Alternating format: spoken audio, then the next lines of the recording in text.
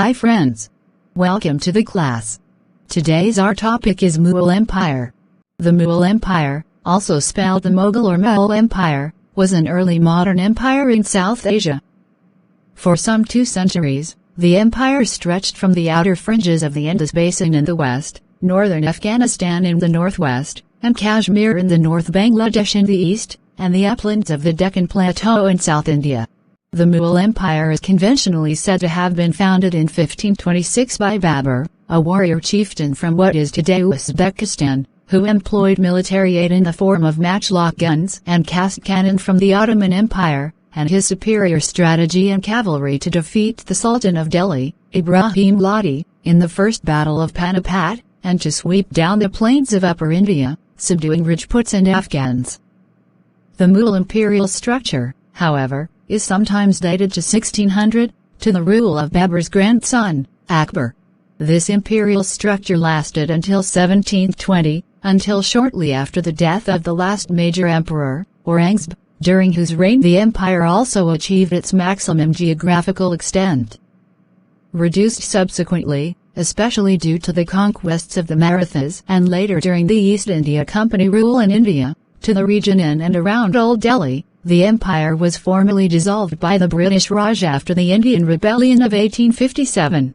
Although the Mughal Empire was created and sustained by military warfare, it came to rule by establishing new administrative practices and incorporating diverse ruling elites, leading to more efficient, centralized, and standardized rule. The base of the empire's collective wealth was agricultural taxes, instituted by the third Mughal emperor, Akbar. These taxes, which amounted to well over half the output of a peasant cultivator, were paid in the well-regulated silver currency, and caused peasants and artisans to enter larger markets. The relative peace maintained by the empire during much of the 17th century was a factor in India's economic expansion. Burgeoning European presence in the Indian Ocean, and its increasing demand for Indian raw and finished products, created still greater wealth in the Mughal courts. There was more conspicuous consumption among the Mughal elite, resulting in greater patronage of painting, literary forms, textiles, and architecture, especially during the reign of Shah Jahan. Among the Mughal UNESCO World Heritage Sites in South Asia are Agra Fort, Fatehpur Sikri, Red Fort, Humayun's Tomb, Lahore Fort, and the Taj Mahal, which is described as the jewel of Muslim art in India and one of the universally admired masterpieces of the world's heritage. Contemporaries refer to the empire founded by Babur as the Timarid Empire, which reflected the heritage of his dynasty, and this was the term preferred by the Mughals themselves. The Mughal designation for their own dynasty was Gurkhani, Persian, Gurkhanian, meaning sons-in-law. The use of Mughal and Mughal derived from the Arabic and Persian corruption of Mongol, and it emphasized the Mongol origins of the Timurid dynasty. The term gained currency during the 19th century, but remains disputed by Indologists. Similar terms had been used to refer to the empire, including Mughal and Mughal. Nevertheless, Babur's ancestors were sharply distinguished from the classical Mongols insofar as they were oriented towards Persian rather than Turco-Mongol culture. Another name for the empire was Hindustan, which was documented in the Ain-i-Akbari, and which has been described as the closest to an official name for the empire.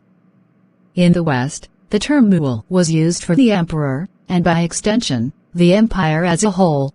History of Mughals. Babur and Humayun, 1526 to 1556. Babur, the founder of the Mughal Empire, and his warriors visiting a Hindu temple in the Indian subcontinent. The Mughal Empire was founded by Babur, reigned 1526 to 1530, a Central Asian ruler who was descended from the Turco-Mongol conqueror Timur, the founder of the Timurid Empire, on his father's side, and from Genghis Khan on his mother's side. Ousted from his ancestral domains in Central Asia, Babur returned to India to satisfy his ambitions. He established himself in Kabul and then pushed steadily southward into India from Afghanistan through the Khyber Pass. Babur's forces defeated Ibrahim Lodi in Panipat. Before the battle, Babur sought divine favor by abjuring liquor, breaking the wine vessels, and pouring the wine down a well. However, By this time Lodi's empire was already crumbling, and it was actually the Moor kingdom, which was the strongest power of northern India under capable rule of Rana Sanga. In a decisive battle fought near Agra, Timarid forces of Babur defeated Rajput army of Sanga. The battle was one of the most decisive and historic battle in Indian history as it sealed the fate of northern India for next 2 centuries. After the battle, the center of Mughal power became Agra instead of Kabul.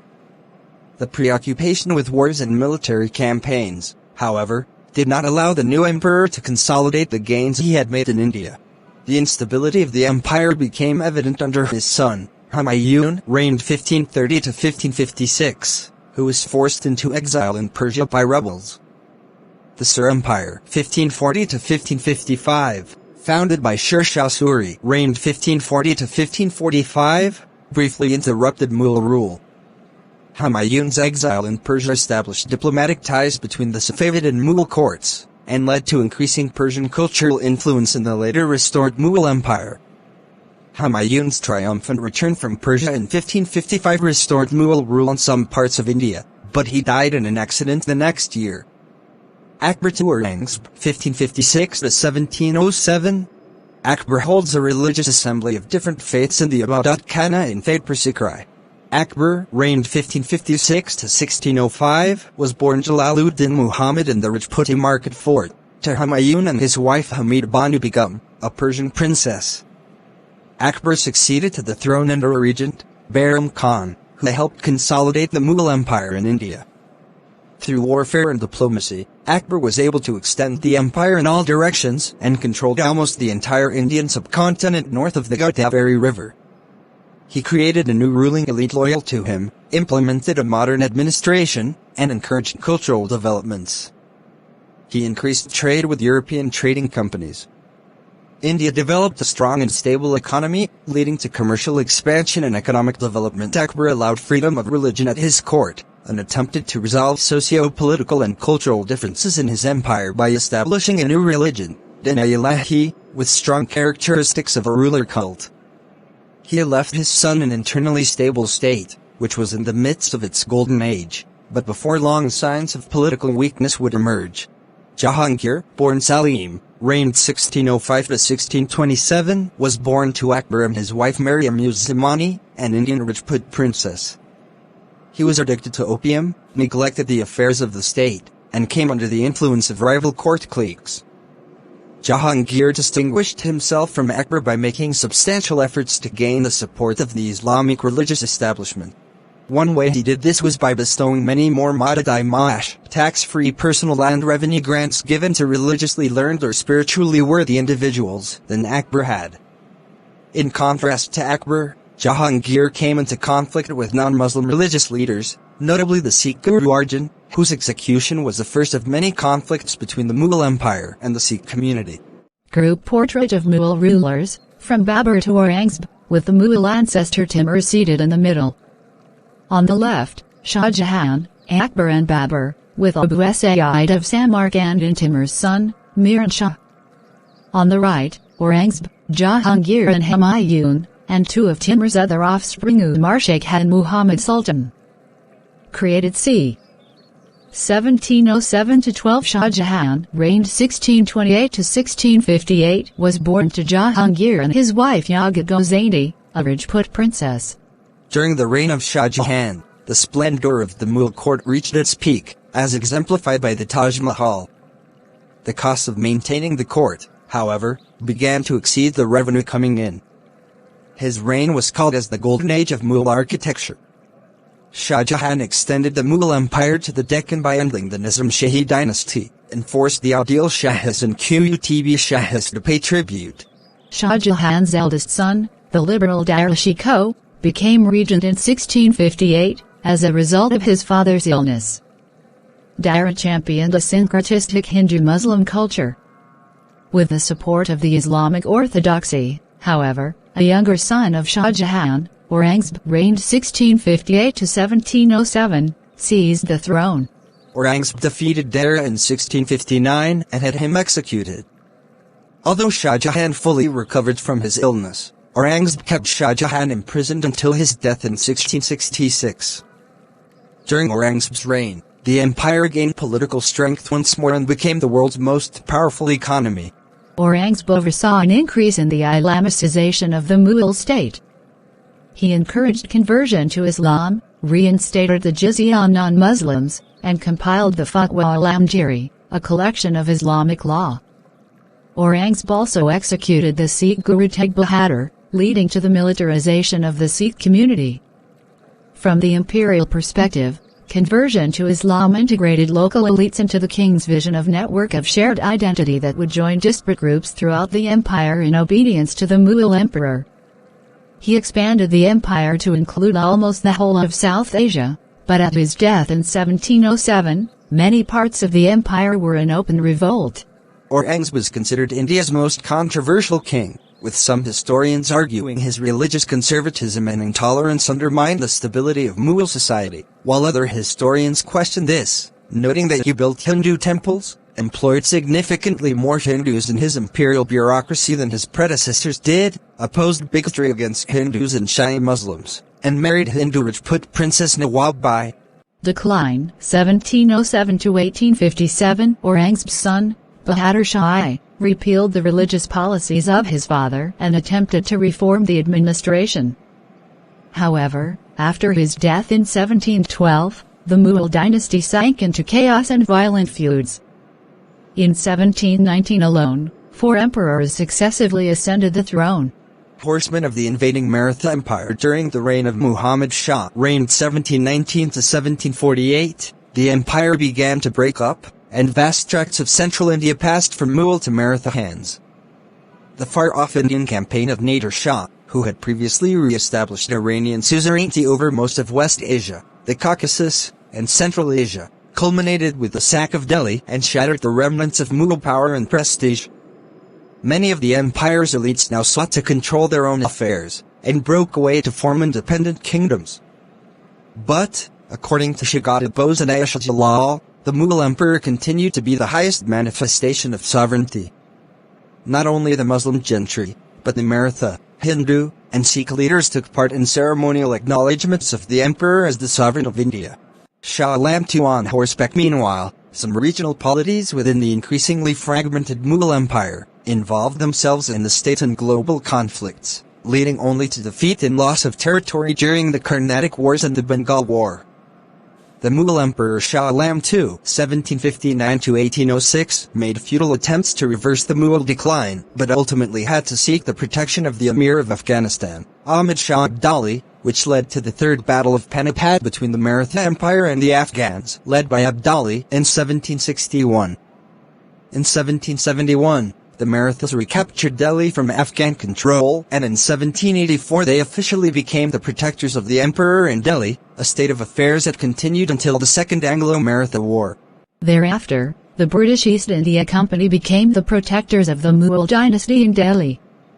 The British East India Company took control of the former Mughal province of Bengal Bihar in 1793 after it abolished local rule Nizamat that lasted until 1858. Marking the beginning of British colonial era over the Indian subcontinent.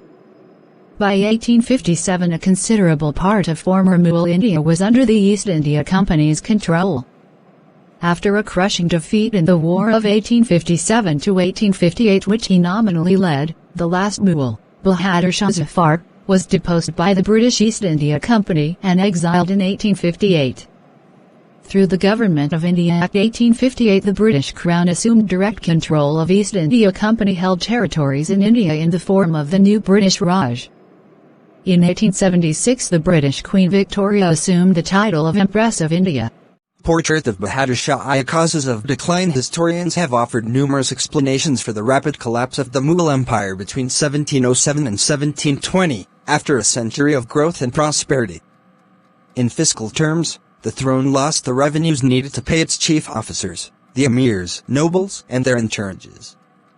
The emperor lost authority, as the widely scattered imperial officers lost confidence in the central authorities, and made their own deals with local men of influence.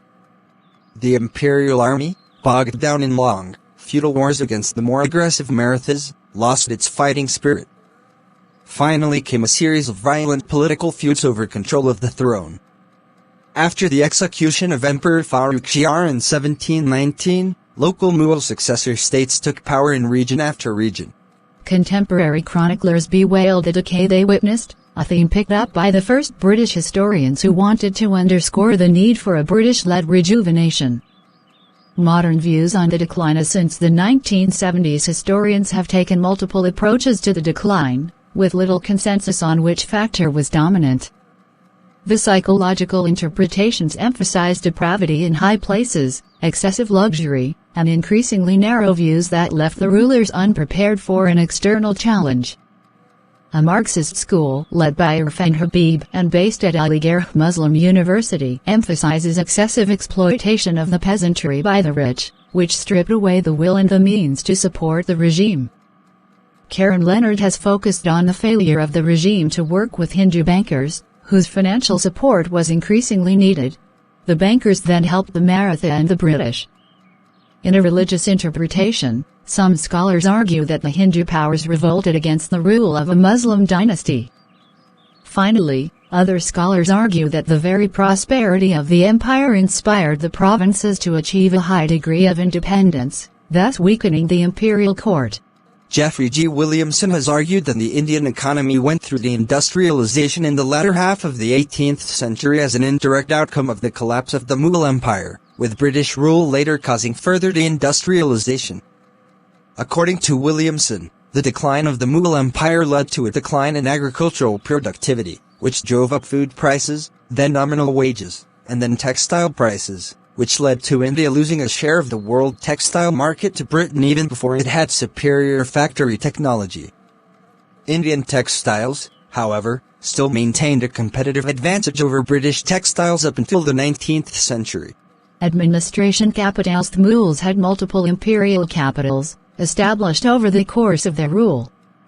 These were the cities of Agra, Delhi, Lahore, and Fatehpur Sikri. Power often shifted back and forth between these capitals.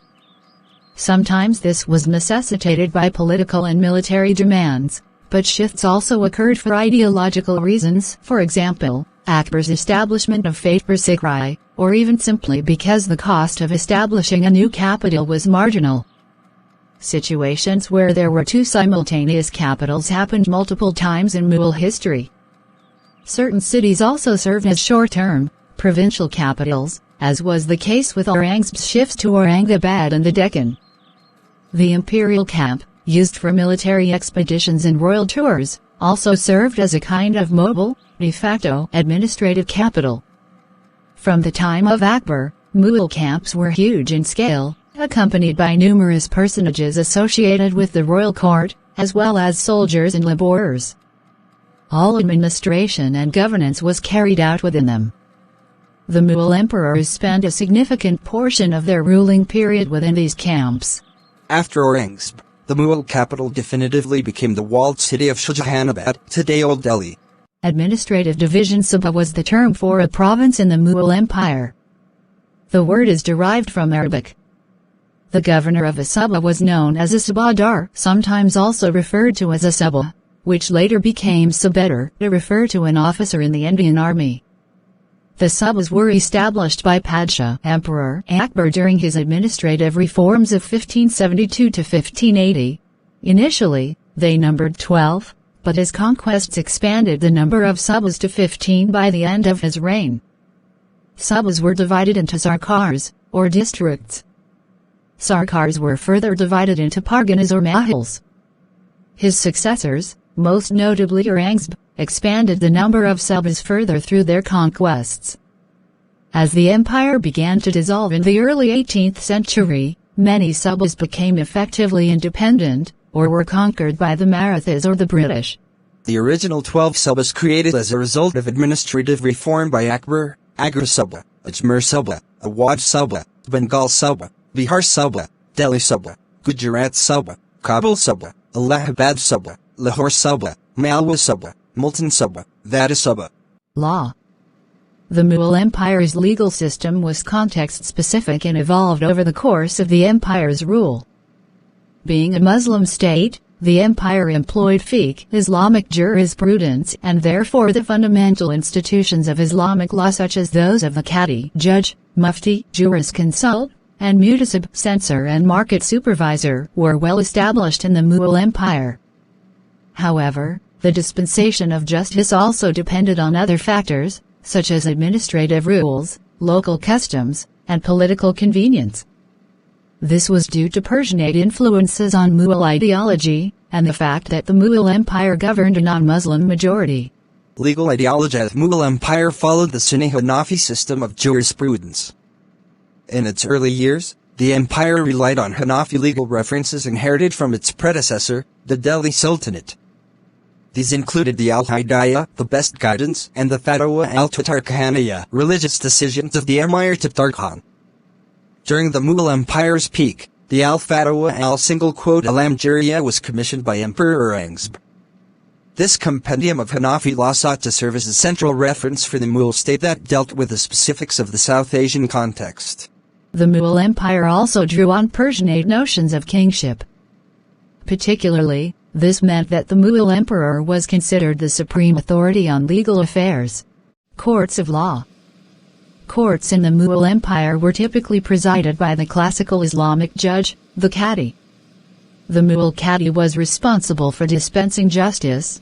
This included settling disputes, judging people for crimes, and dealing with inheritances and orphans. The Qadi also had additional importance with regards to documents, as the seal of the Qadi was required to validate deeds and tax records. Qadis did not constitute a single position, but made up a hierarchy.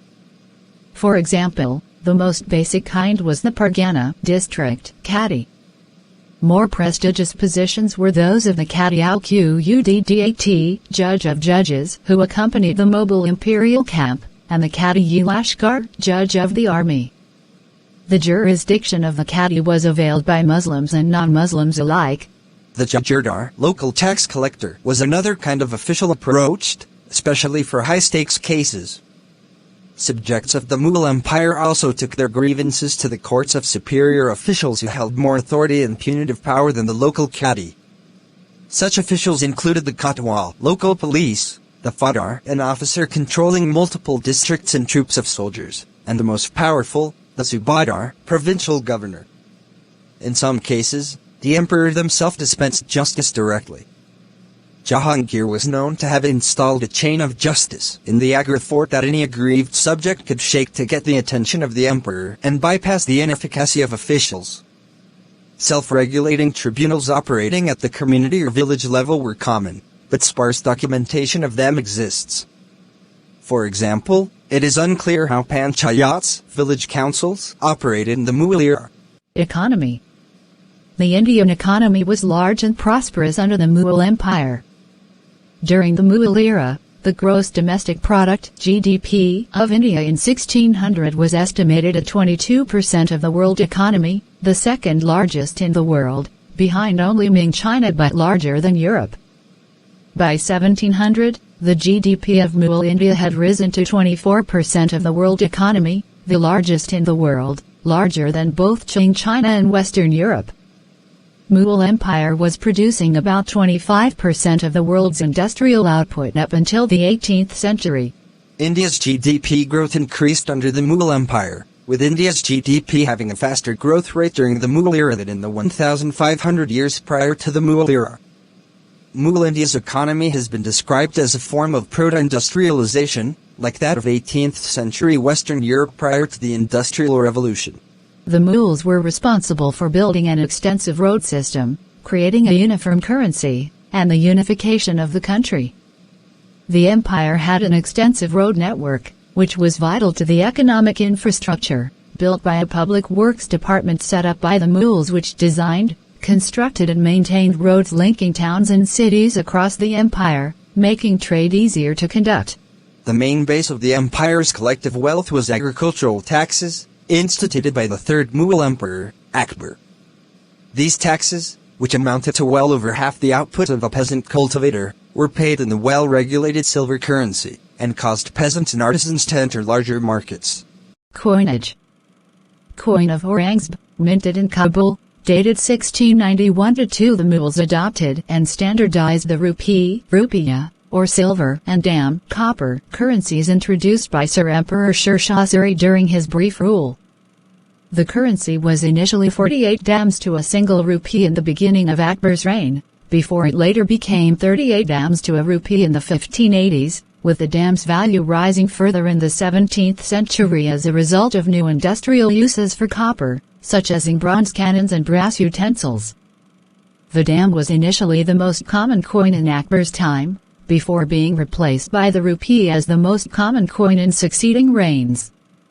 The dam's value was later worth 30 to a rupee towards the end of Jahangir's reign, and then 16 to a rupee by the 1660s. The Mughals minted coins with high purity, never dropping below 96%, and without debasement until the 1720s.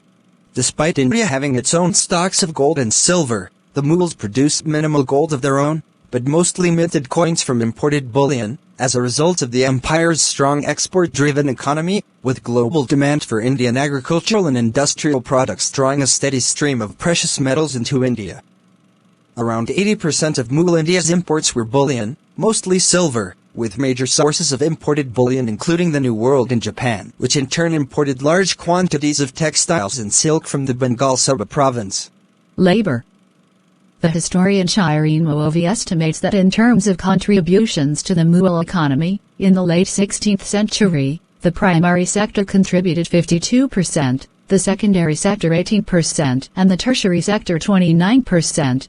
The secondary sector contributed a higher percentage than in early 20th century British India, where the secondary sector only contributed 11% to the economy. In terms of urban-rural divide, 18% of Mughal India's labor force were urban and 82% were rural, contributing 52% and 48% to the economy, respectively. According to Stephen Broadberry and Vishnupriya Gupta, grain wages in India were comparable to England in the 16th and 17th centuries, but diverged in the 18th century when they fell to 20–40% of England's wages. This, however, is disputed by Parthasarathi and Sivaram Krishna. Parthasarathi cites his estimates that grain wages for weaving and spinning in mid-18th century Bengal and South India was comparable to Britain. Similarly, Sivaram Krishna analyzed agricultural surveys conducted in Mysore by Francis Buchanan during 1800 to 1801, arrived at estimates using a subsistence basket that aggregated millet income could be almost 5 times subsistence level, while corresponding rice income was 3 times that much. That could be comparable to advanced part of Europe. Due to the scarcity of data, however, more research is needed before drawing any conclusion. According to Moavi, Mughal India had a per capita income, in terms of wheat, 1.24% higher in the late 16th century than British India did in the early 20th century. This income, however, would have to be revised downwards if manufactured goods, like clothing, would be considered. Compared to food per capita, expenditure on clothing was much smaller though, so relative income between 1595 and 1596 should be comparable to 1901 to 1910. However, in a system where wealth was hoarded by elites, wages were depressed for manual labor. In Mughal India, there was a generally tolerant attitude towards manual laborers, with some religious cults in northern India proudly asserting a high status for manual labor. While slavery also existed, it was limited largely to household servants. Agriculture. Indian agricultural production increased under the Mughal Empire. A variety of crops were grown, including food crops such as wheat, rice, and barley, and non-food cash crops such as cotton, indigo and opium. By the mid-17th century, Indian cultivators began to extensively grow 2 new crops from the Americas, maize and tobacco. The Mughal administration emphasized Agrarian Reform, which began under the non-Mughal Emperor Sher Shah Suri, the work of which Akbar adopted and furthered with more reforms. The civil administration was organized in a hierarchical manner on the basis of merit, with promotions based on performance. The Mughal government funded the building of irrigation systems across the empire, which produced much higher crop yields and increased the net revenue base, leading to increased agricultural production. A major Mughal reform introduced by Akbar was a new land revenue system called Zabt. He replaced the tribute system, previously common in India and used by Tokugawa Japan at the time, with a monetary tax system based on the uniform currency. The revenue system was biased in favor of higher-value cash crops such as cotton, indigo, sugar cane, tree crops, and opium, providing state incentives to grow cash crops, in addition to rising market demand. Under the ZAB system, the Mughals also conducted extensive cadastral surveying to assess the area of land under plough cultivation, with the Mughal state encouraging greater land cultivation by offering tax-free periods to those who brought new land under cultivation. The expansion of agriculture and cultivation continued under later Mughal emperors including Aurangzeb, whose 1665 Firman Edict stated, "The entire elevated attention and desires of the emperor are devoted to the increase in the population and cultivation of the empire and the welfare of the whole peasantry and the entire people." Mughal agriculture was in some ways advanced compared to European agriculture at the time, exemplified by the common use of the seed drill among Indian peasants before its adoption in Europe. While the average peasant across the world was only skilled in growing very few crops, the average Indian peasant was skilled in growing a wide variety of food and non-food crops, increasing their productivity. Indian peasants were also quick to adapt to profitable new crops, such as maize and tobacco from the New World being rapidly adopted and widely cultivated across Mughal India between 1600 and 1650. Bengali farmers rapidly learned techniques of mulberry cultivation and sericulture, establishing Bengal Suba as a major silk-producing region of the world. Sugar mills appeared in India shortly before the Mughal era.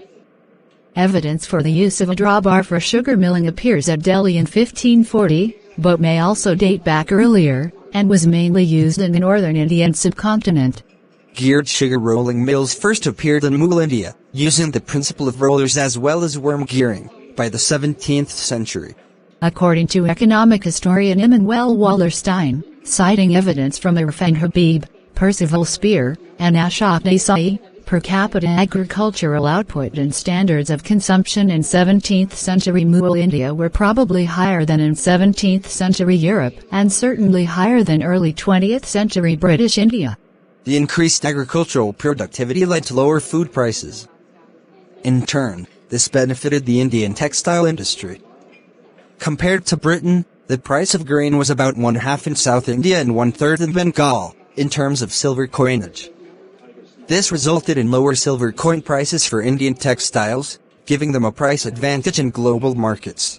Industrial manufacture in Gapa until 1750, India produced about 25% of the world's industrial output. Manufactured goods and cash crops from the Mughal Empire were sold throughout the world. Key industries included textiles, shipbuilding, and steel. Processed products included cotton textiles, yarns, thread, silk, jute products, metalware, and foods such as sugar, oils and butter.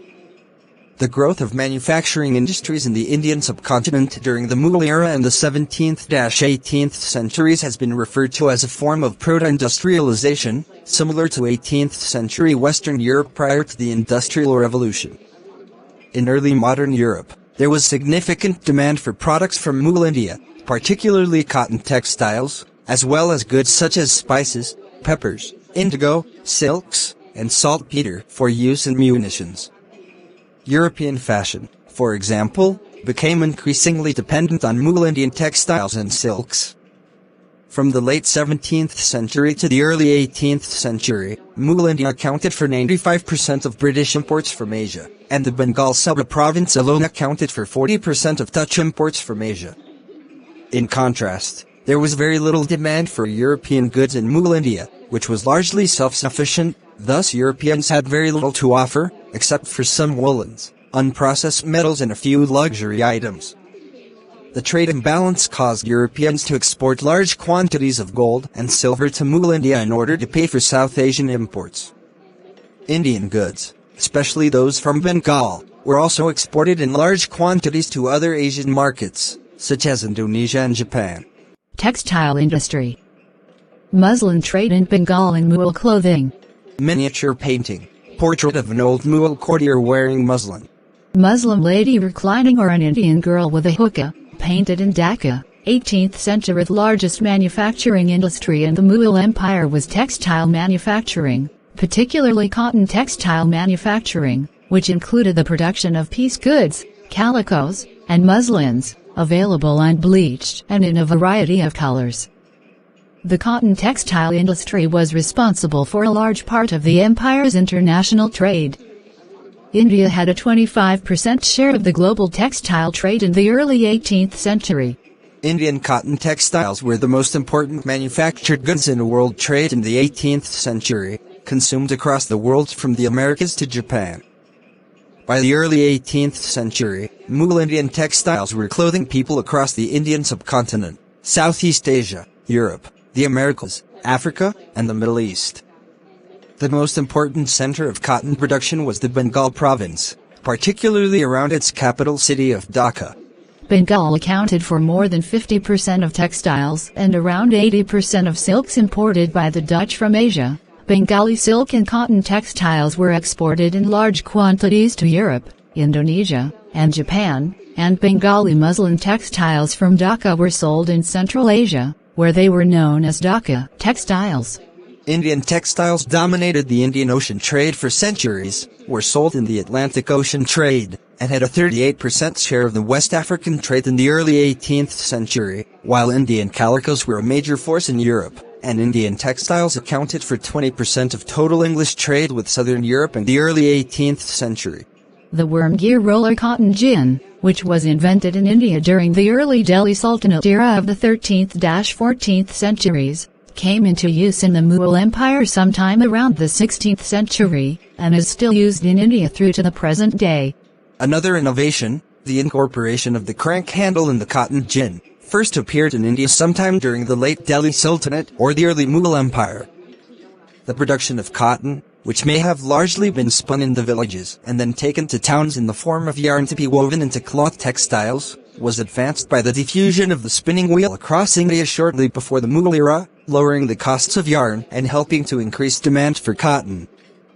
The diffusion of the spinning wheel and the incorporation of the worm gear and crank handle into the roller cotton gin led to greatly expanded Indian cotton textile production during the Mughal era. Once, the Mughal Emperor Akbar asked his courtiers, which was the most beautiful flower. Some said rose, from whose petals were distilled the precious ether, others, the lotus, glory of every Indian village. But Birbal said, the cotton boll. There was a scornful laughter, and Akbar asked for an explanation. Birbal said, Your Majesty, from the cotton boll comes the fine fabric prized by merchants across the seas that has made your empire famous throughout the world. The perfume of your fame far exceeds the scent of roses and jasmine. That is why I say the cotton boll is the most beautiful flower. Shipbuilding industry. Mughal India had a large shipbuilding industry, which was also largely centered in the Bengal province. Economic historian Indrajit Ray estimates shipbuilding output of Bengal during the 16th and 17th centuries at 223,250 tons annually, compared with 23,061 tons produced in 19 colonies in North America from 1769 to 1771. He also assesses ship repairing as very advanced in Bengal. Indian shipbuilding, particularly in Bengal, was advanced compared to European shipbuilding at the time, with Indians selling ships to European firms. An important innovation in shipbuilding was the introduction of a flush deck design in Bengal rise ships, resulting in hulls that were stronger and less prone to leak than the structurally weak hulls of traditional European ships built with a step deck design. The British East India Company later duplicated the flush deck and hull designs of Bengal rise ships in the 1760s, leading to significant improvements in seaworthiness and navigation for European ships during the Industrial Revolution. Bengal Suba, muslin trade in Bengal. Ruins of the great caravanserai in Dhaka. The Bengal Suba province was especially prosperous from the time of its takeover by the Mughals in 1590 until the British East India Company seized control in 1757. It was the Mughal Empire's wealthiest province. Domestically, much of India depended on Bengali products such as rice, silks and cotton textiles. Overseas, Europeans depended on Bengali products such as cotton textiles, silks, and opium. Bengal accounted for 40% of Dutch imports from Asia, for example, including more than 50% of textiles and around 80% of silks. From Bengal, saltpeter was also shipped to Europe, opium was sold in Indonesia, raw silk was exported to Japan and the Netherlands, and cotton and silk textiles were exported to Europe, Indonesia and Japan. Akbar played a key role in establishing Bengal as a leading economic center, as he began transforming many of the jungles there into farms. As soon as he conquered the region, he brought tools and men to clear jungles in order to expand cultivation and brought Sufis to open the jungles to farming. Bengal was later described as the paradise of nations by Mughal emperors. The Mughals introduced agrarian reforms, including the modern Bengali calendar. The calendar played a vital role in developing and organizing harvests, tax collection and Bengali culture in general, including the New Year and autumn festivals. The province was a leading producer of grains, salt, fruits, liquors and wines, precious metals and ornaments. Its handloom industry flourished under royal warrants, making the region a hub of the worldwide muslin trade, which peaked in the 17th and 18th centuries. The provincial capital Dhaka became the commercial capital of the empire. The Mughals expanded cultivated land in the Bengal Delta under the leadership of Sufis, which consolidated the foundation of Bengali Muslim society. After 150 years of rule by Mughal viceroys, Bengal gained semi-independence as a dominion under the Nawab of Bengal in 1717. The Nawabs permitted European companies to set up trading posts across the region, including firms from Britain, France, the Netherlands, Denmark, Portugal and Austria. And Armenian community dominated banking and shipping in major cities and towns. The Europeans regarded Bengal as the richest place for trade. By the late 18th century, the British displaced the Mughal ruling class in Bengal. Demographics of India. History. Population. India's population growth accelerated under the Mughal Empire, with an unprecedented economic and demographic upsurge which boosted the Indian population by 60% to 253% in 200 years during 1500 to 1700. The Indian population had a faster growth during the Mughal era than at any known point in Indian history prior to the Mughal era. By the time of Aurangzeb's reign, there were a total of 455,698 villages in the Mughal Empire. The following table gives population estimates for the Mughal Empire, compared to the total population of India, including the regions of modern Pakistan and Bangladesh, and compared to the world population. Urbanization. According to Irfan Habib, cities and towns boomed under the Mughal Empire, which had a relatively high degree of urbanization for its time, with 15% of its population living in urban centers. This was higher than the percentage of the urban population in contemporary Europe at the time, and higher than that of British India in the 19th century. The level of urbanization in Europe did not reach 15% until the 19th century. Under Akbar's reign in 1600, the Mughal Empire's urban population was up to 17 million people, 15% of the empire's total population. This was larger than the entire urban population in Europe at the time, and even a century later in 1700, the urban population of England, Scotland and Wales did not exceed 13% of its total population, while British India had an urban population that was under 13% of its total population in 1800 and 9% in 1881, a decline from the earlier Mughal era. By 1700, Mughal India had an urban population of 23 million people, larger than British India's urban population of 22.3 million in 1871. Those estimates were criticized by Tim Dyson, who considered them exaggerations.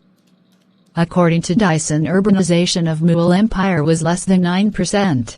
The historian Nizamuddin Ahmad, 1551-1621, reported that, under Akbar's reign, there were 120 large cities and 3,200 townships. A number of cities in India had a population between 250,000 and 500,000 people, with larger cities including Agra in Agra Suba with up to 800,000 people, Lahore in Lahore Suba with up to 700,000 people, Dhaka in Bengal Suba with over 1 million people, full citation needed, and Delhi in Delhi Suba with over 600,000 people.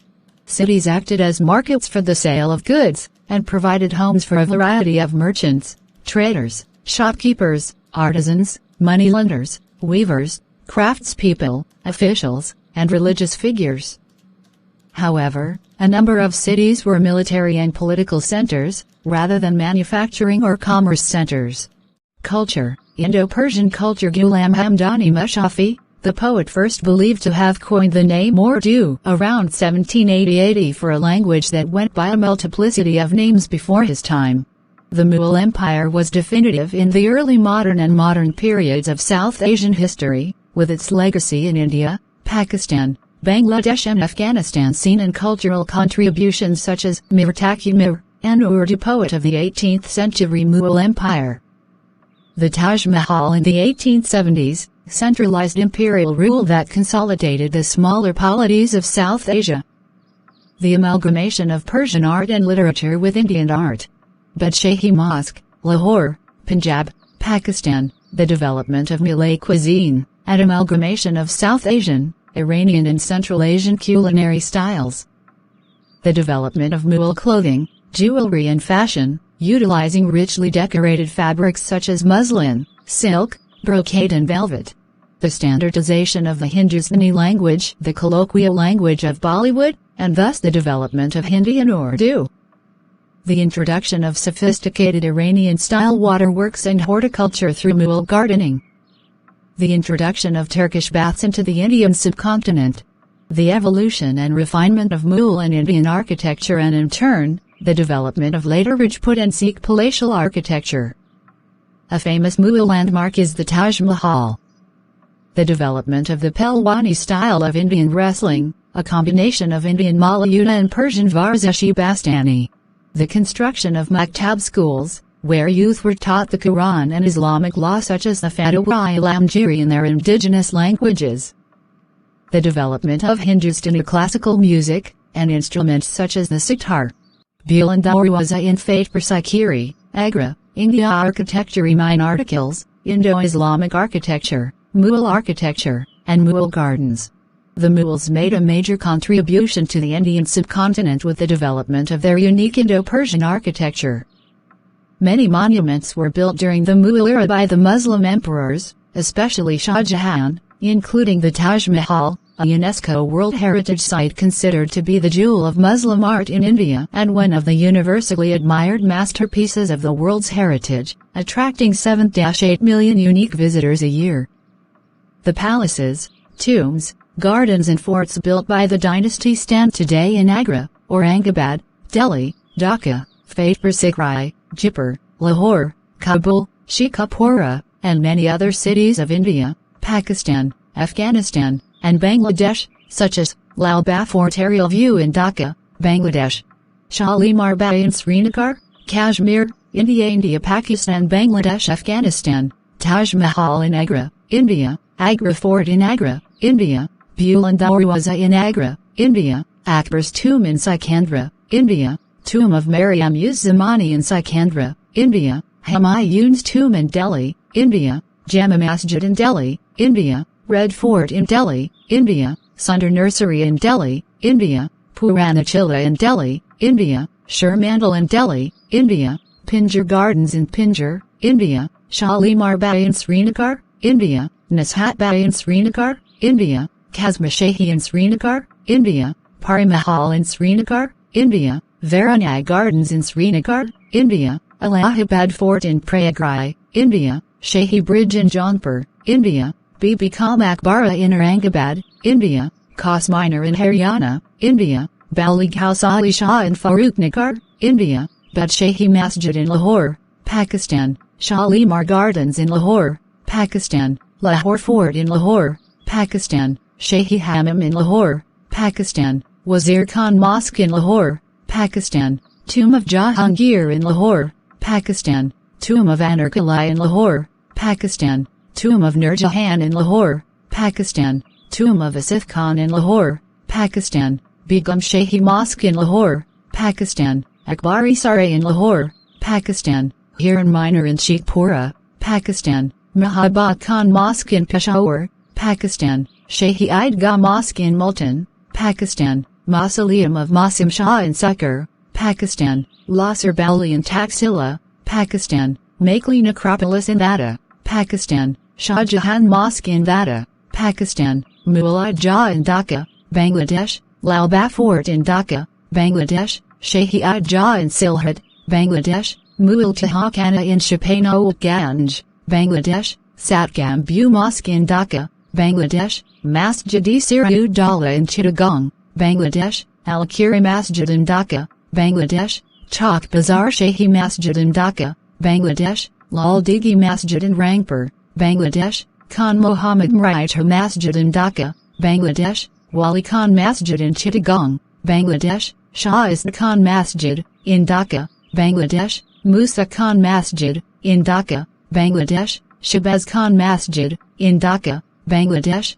Kartalab Khan Masjid in Dhaka, Bangladesh, Azimpur Masjid in Dhaka, Bangladesh, Goldi Masjid in Sonargaon, Bangladesh, Aisha Masjid in Tangail, Bangladesh, Arafail Masjid in Brahmanbaria, Bangladesh, Basra Shahi Masjid in Noakhali, Bangladesh, Masjid Kurin Khulna, Bangladesh, Nayabad Masjid in Dinajpur, Bangladesh, Gabidigi Masjid in Sylhet, Bangladesh, Hussaini Dalan in Dhaka, Bangladesh, Barakatra in Dhaka, Bangladesh, Hajiganj Fort in Narayanganj, Bangladesh, Adrakpur Fort in Munshiganj, Bangladesh, Choto Katra in Dhaka, Bangladesh, Samarkanda Fort in Narayanganj, Bangladesh, Bai Babar in Kabul, Afghanistan, Shahjahani Mosque in Kabul, Afghanistan. Art and literature.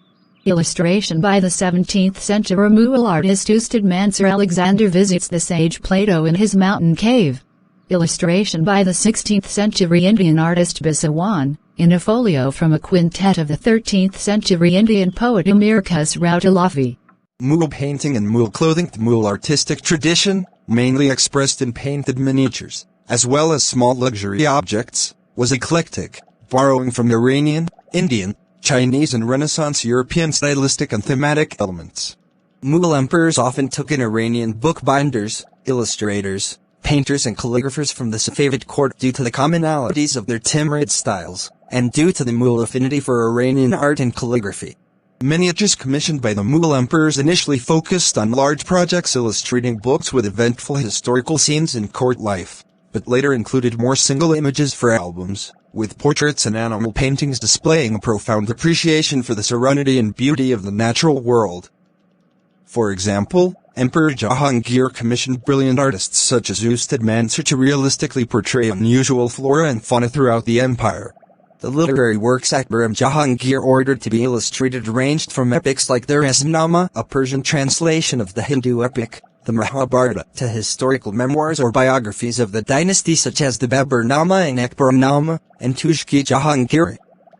Richly finished albums, muraka, decorated with calligraphy and artistic scenes were mounted onto pages with decorative borders and then bound with covers of stamped and gilded or painted and lacquered leather.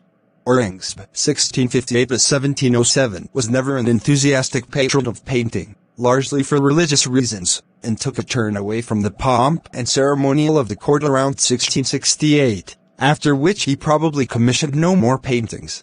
Language folio from Farhang-i-Jahangiri, a Persian dictionary compiled during the Mughal era. Persian language in the Indian subcontinent, Persian and Urdu, and Hindustani language. Though the Mughals were of Turco-Mongol origin, their reign enacted the revival and height of the Persian language in the Indian subcontinent. Accompanied by literary patronage was the institutionalization of Persian as official and courtly language. This led to Persian reaching nearly the status of a first language for many inhabitants of Mughal India. Muzaffar Alam argues that the Mughals used Persian purposefully as the vehicle of an overarching Indo-Persian political culture, to unite their diverse empire.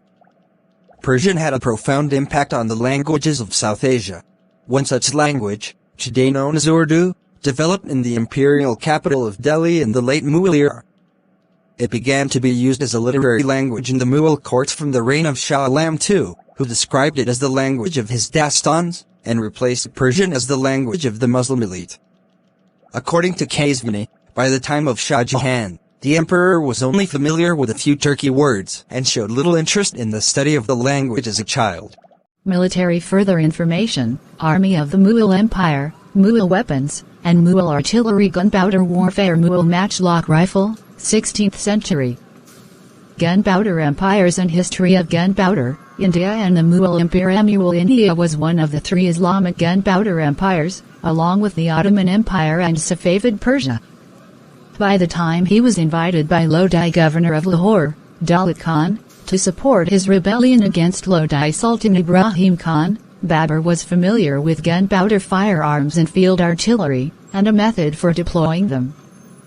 Babur had employed Ottoman expert Ustad Ali Kli, who showed Babur the standard Ottoman formation, artillery and firearm-equipped infantry protected by wagons in the center and the mounted archers on both wings. Babur used this formation at the First Battle of Panipat in 1526, where the Afghan and Rajput forces loyal to the Delhi Sultanate, though superior in numbers, but without the gunpowder weapons, were defeated. The decisive victory of the Timarid forces is one reason opponents rarely met Mughal princes in pitched battle over the course of the empire's history. 166. In India, guns made of bronze were recovered from Calicut 1504 and U 1533. Fath al-Shirazi, c. 1582, a Persian polymath and mechanical engineer who worked for Akbar, developed an early multi-gun shot.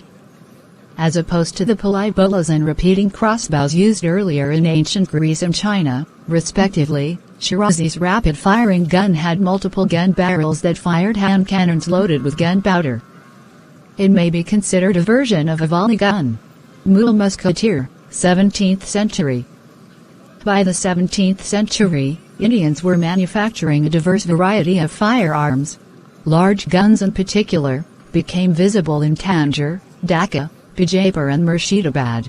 Rocketry and explosives also, Masorian rockets and Congreve rocket. In the 16th century, Akbar was the first to initiate and use metal cylinder rockets known as bands, particularly against war elephants, during the Battle of Sandball.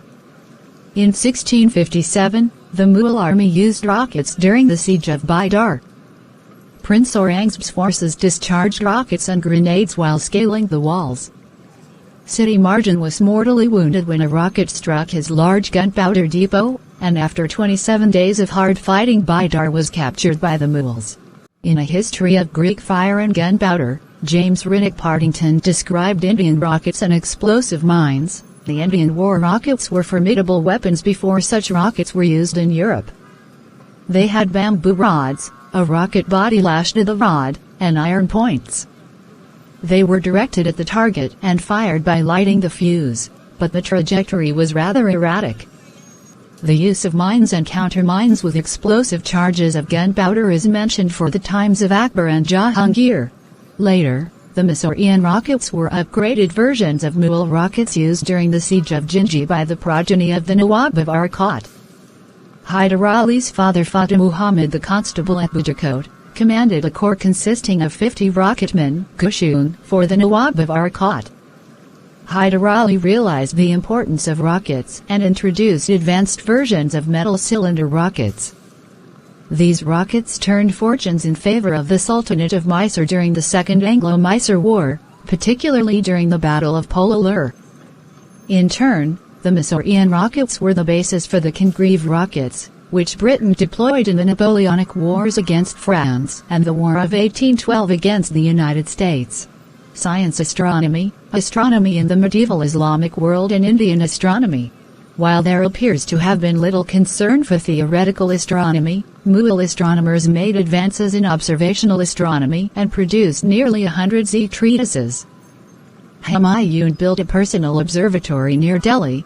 Jahangir and Shah Jahan were also intending to build observatories, but were unable to do so. The astronomical instruments and observational techniques used at the Mughal observatories were mainly derived from Islamic astronomy. In the 17th century, the Mughal Empire saw synthesis between Islamic and Hindu astronomy, where Islamic observational instruments were combined with Hindu computational techniques. During the decline of the Mughal Empire, the Hindu king Jai Singh II of Amber continued the work of Mughal astronomy. In the early 18th century, he built several large observatories called yantra mandirs, in order to rival Ulugh-Beg's Samarkand Observatory, and in order to improve on the earlier Hindu computations in the Siddhantas and Islamic observations in Zi-Sultani. The instruments he used were influenced by Islamic astronomy, while the computational techniques were derived from Hindu astronomy. Chemistry, alchemy and chemistry. In medieval Islam, Tajid Muhammad had learned much of Mughal chemistry and understood the techniques used to produce various alkali and soaps to produce shampoo. He was also a notable writer who described the Mughal Emperor Shah Alam II and the cities of Allahabad and Delhi in rich detail, and also made note of the glories of the Mughal Empire. In Britain, Sajid Muhammad was appointed as shampooing surgeon to both Kings George IV and William IV. Metallurgy, history of metallurgy in the Indian subcontinent. One of the most remarkable astronomical instruments invented in Mughal India is the lost wax cast, hollow, seamless, celestial globe. It was invented in Kashmir by Ali Kashmir ibn Luqman in 998 AH, 1589-90 CE, and 20 other such globes were later produced in Lahore and Kashmir during the Mughal Empire. Before they were rediscovered in the 1980s, it was believed by modern metallurgists to be technically impossible to produce hollow metal globes without any seams. A 17th century celestial globe was also made by Jahangir Muhammad in Lahore, 1668, now in Pakistan. It is now housed at the National Museum of Scotland. List of Mughal emperors. Babur Zahiruddin Muhammad, the 14th of February 1483, and Ijant the 20th of April 1526 the 26th of December 1530, aged 47, founded the empire.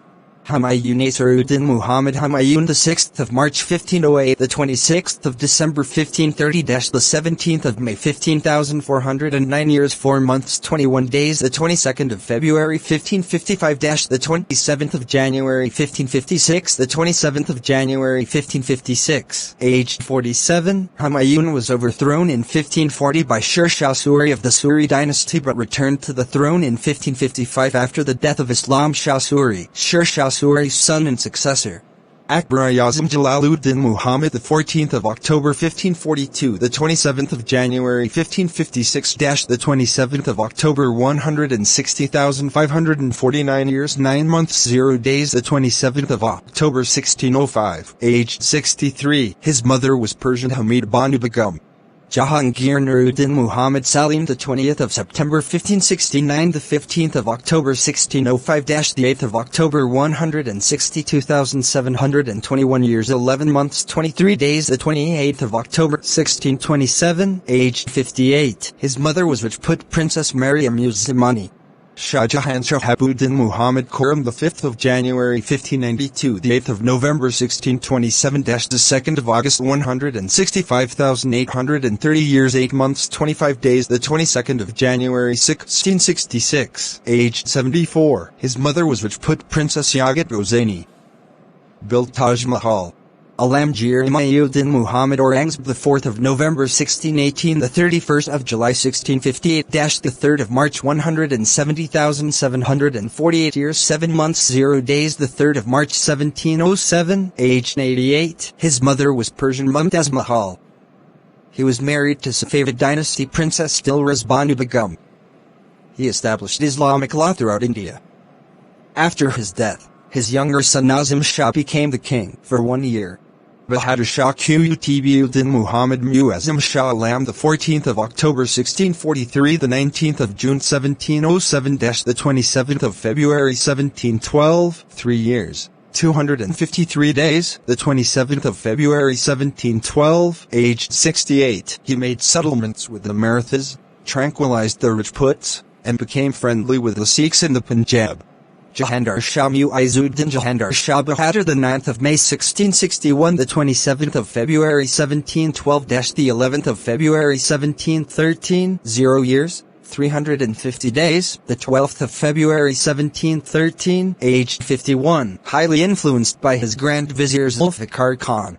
Farrukh Shiar, the 20th of August 1685, the 11th of January 1713 the 28th of February 1719, 6 years, 48 days, the 29th of April 1719, aged 33, granted a firman to the East India Company in 1717, granting them duty-free trading rights for Bengal, strengthening their posts on the east coast. The firman or decree helped British East India Company to import goods into Bengal without paying customs duty to the government. Rafiud Tharajat, the 30th of November 1699, the 28th of February the 6th of June 1719, 0 years, 98 days, the 9th of June 1719, aged 19, rise of Said brothers as power brokers. Shah Jahan to Rafiud Dal, June 1696, the 6th of June 1719, the 19th of September 1719, 0 years, 105 days, the 19th of September 1719, aged 23. Muhammad Shah Roshan Akhtar Bahadur, the 17th of August 1702, the 27th of September 1719, the 26th of April 1748, 28 years, 212 days, the 26th of April 1748, aged 45, got rid of the Said brothers. Fought a long war with the Marathas, losing Deccan and Malwa in the process. Suffered the invasion of Nader Shah of Persia in 1739. He was the last emperor to possess effective control over the empire. Ahmad Shah Bahadur, the 23rd of December 1725, the 26th of April 1748, the 2nd of June 1754, 6 years, 37 days, the 1st of January 1775, aged 49, Mughal forces defeated by the Marathas at the Battle of Sikandarabad. Alamgir to Azizuddin, the 6th of June 1699, the 2nd of June 1754, the 29th of November 1759, 5 years, 180 days, the 29th of November 1759, aged 60, domination of Vizier Umayyad al-Mulk. Shah Jahan 3 May ul Milad 1711, the 10th of December 1759, the 10th of October 1760, 282 days, 1772, aged 60-61, consolidation of power by the Nawab of Bengal Bihar. Shah Alam to Ali Kaur, the 25th of June 1728, the 10th of October 1760, the 19th of November 1806, 46 years, 330 days, the 19th of November 1806, aged 78, defeat in the Battle of Bajor. Muhammad Shah Bahadur Jahan IV Bidar Bakht 1749, the 31st of July 1788, by the 2nd of October 1788, 63 days, 1790, aged 40-41, enthroned as a puppet emperor by the Rohillik Ulam Qadr, following the temporary overthrow of Shah Alam II. Akbar Shah to Mirza Akbar, the 22nd of April 1760, the 19th of November 1806, the 28th of September 1837, 30 years, 321 days, the 28th of September 1837, aged 77, titular figurehead under British protection. Bahadur Shah to Abu Zafar Sir Adrian Muhammad Bahadur Shah Zafar, the 24th of October 1775, the 28th of September 1837, the 23rd of September 1857, 19 years, 360 days, the 7th of November 1862, aged 87, last Mughal emperor. Deposed by the British, and was exiled to Burma after the Indian Rebellion of 1857. Thanks for watching this video.